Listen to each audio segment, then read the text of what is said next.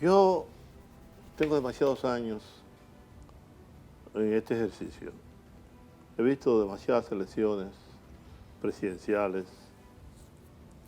no solamente en la República Dominicana, sino en el mundo. Poco más de 40 años en este ejercicio profesional. Y no permito, o procuro, que CNN no me oriente. Que las redes sociales no me orienten, no tracen mi pensamiento, no condicionen mi pensamiento, ni lo que ocurre. Mire, Maduro estaba obligado a perder las elecciones, sí o sí. Se creó todo un ambiente mediático a favor de la oposición. Se difundían imágenes muy abultadas, multitudinarias, y solo se hablaba de los candidatos de la oposición. El candidato principal casi nunca habló, sino que era la señora, la vocera, la que hablaba, la que decía que ya estaban ganados. Mucho antes de que el Consejo Superior Electoral de Venezuela diera los resultados, ya esa señora había dicho que ganaban un 70% de los votos. 70% de los votos. Y que ese señor era el presidente ya electo de la República.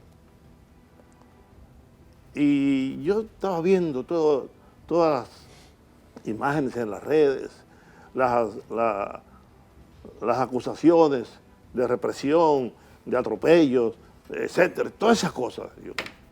Y se creó una percepción mediática de engaño, de mentiras, etcétera, etcétera. Maduro, un hijo de la gran puta, un dictador que estaba dispuesto a quedarse como diera lugar en el poder, violentando la voluntad popular, desconociendo el voto de la gente, etcétera, etcétera. Sin embargo, lo que ocurrió fue lo contrario. El proceso se llevó a cabo de manera transparente, la gente acudió a las urnas, no hubo una votación masiva como se esperaba, apenas el 59% de la persona fue a votar, el resto no votó, lo cual es un fenómeno también latinoamericano y casi mundial.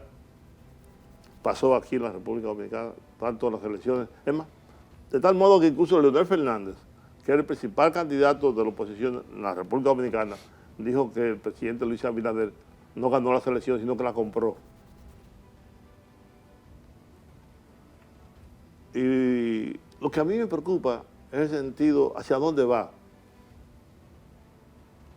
la izquierda latinoamericana y mundial. A partir de las declaraciones de Lula, presidente que se definió siempre como izquierdista, que preside el Partido de Trabajadores de Brasil, el propio Petro en Colombia, en lo que hizo el presidente de Argentina, Milei, violentando todo reglamento internacional, el sentido de autodeterminación de los pueblos, etcétera. No solamente desconociendo a Maduro, sino que su canciller,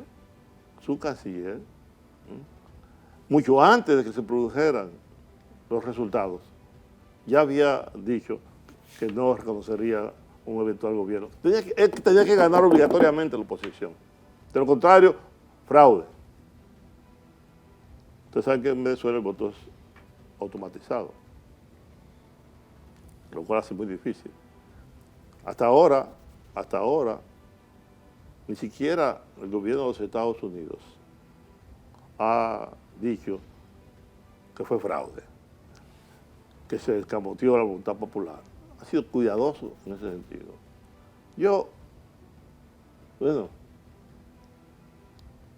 Veamos el proceso. ¿Ustedes saben cuántas sanciones ha impuesto Estados Unidos a Venezuela? Casi 1000 sanciones de carácter económico, político. Casi 1000 sanciones, amigos. Más que a Cuba, tiene un bloqueo de más de 60 años más que a la propia Rusia, con que mantiene una guerra. Pues yo veía todo esto, y dije, oye, Maduro no puede ganar. Yo ya he dicho una cosa que es absolutamente cierta. Ese respaldo que tiene el gobierno de las Fuerzas Armadas Bolivarianas y el respaldo de una parte importante del pueblo de Venezuela. Que hay que yo cuántos millones de gente que se ha ido de Venezuela, es verdad. Es fruto de la crisis, fruto de las sanciones.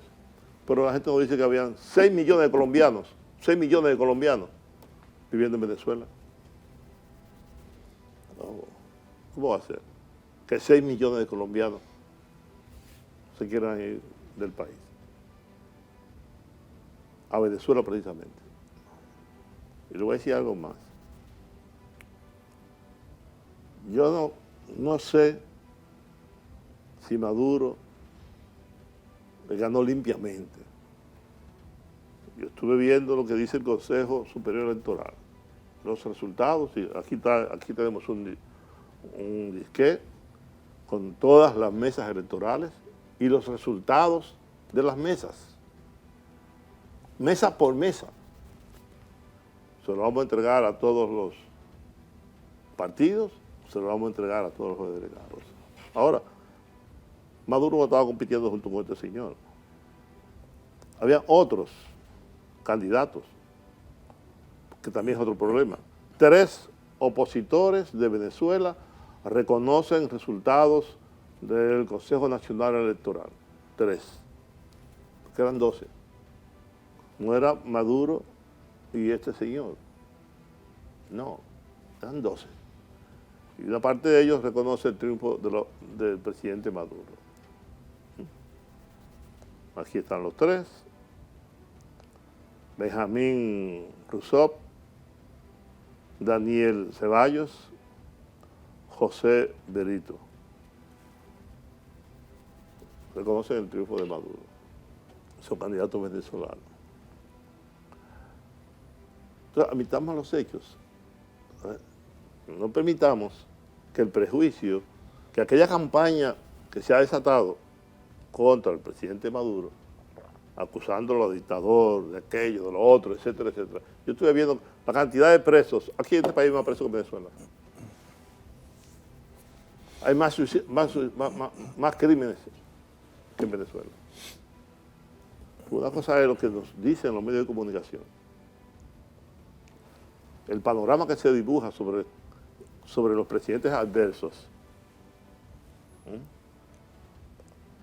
Todo lo que se dice y que la gente consume, que es lo peor.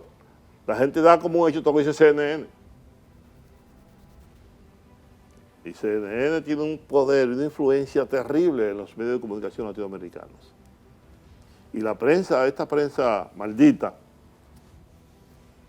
totalmente abocenada, totalmente comprometido con otros intereses, nos crean unas imágenes sobre dirigentes políticos y sobre candidatos dependiendo de sus propios intereses. ¿Por qué ustedes creen que China y Rusia nada más y nada menos, sin mencionar Irán, sin mencionar otros países, estamos ante un país muy importante, muy grande, que produce, muy rico, porque Venezuela es un país muy rico. Venezuela tiene una de las reservas petroleras más importantes del mundo. Entonces es verdad, ahí están los chinos. Además ya es el momento de que tanto China como Rusia decidan actuar en América Latina y no dejar, no permitir que Estados Unidos siga manipulando a América Latina y siga haciendo con América Latina lo que le dé su maldita gana. Hasta la candidata a la presidencia, Kamala, ha tenido mucho cuidado. Y viendo una nota de ella, donde ella está admitiendo la victoria de Maduro. Que la diferencia no es tanta, 51 contra 44. No es que hay una diferencia abismal entre el candidato oficialista y el candidato de la oposición. Que yo creo que si ellos hubieran logrado una votación mayor, un porcentaje mayor, en vez de un 59%, un 70%, Y si se hubieran cohesionado, tal vez los resultados fueran otros hoy. Ahora, yo personalmente creo en la versión del Consejo Nacional Electoral de Venezuela. La metodología que se empleó y los resultados finales. ¿Qué hubiera pasado de lo contrario? Que fuera al revés, como todo el mundo esperaba. Aquí, no en Venezuela. Yo le decía a ustedes uno de estos días, toda la campaña que se montó, bueno, déjenme recordarles esto.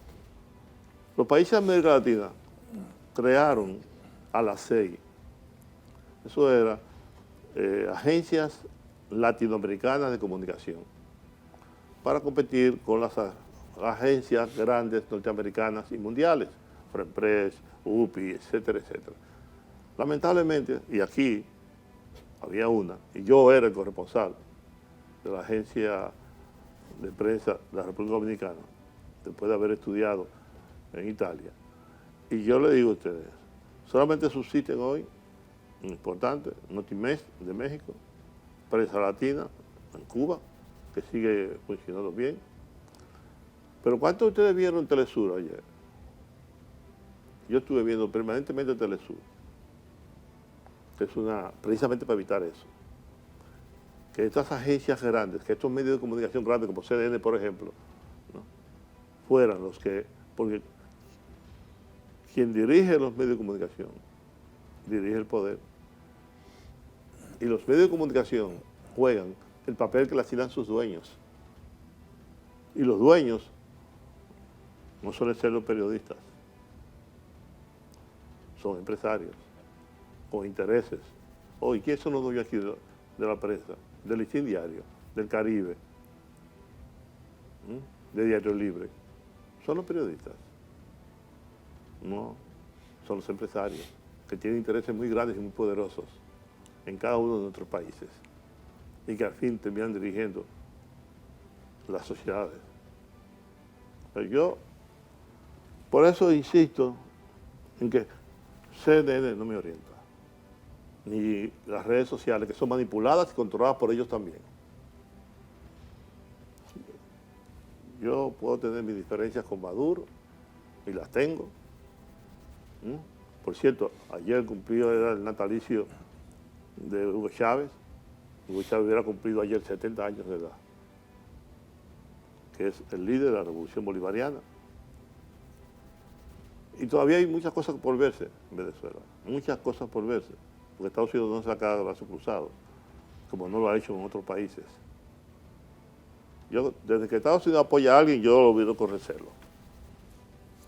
Yo no soy pro-yanqui, ni lo seré nunca. Como dijo una vez Felipe Rojas Salón, que no salió en un partido de béisbol, que no le hizo referencia, cuando le preguntaron por qué, dice, bueno, yo no puedo hacer referencia a un país que tiene intervenido el mío militarmente. Y para hacer eso, en esa época, en esos años, había que tener cocos, pero coco indio, esos grandotes. Y Felipe Rojas Salón lo tenía. Tenemos que irnos a la pausa.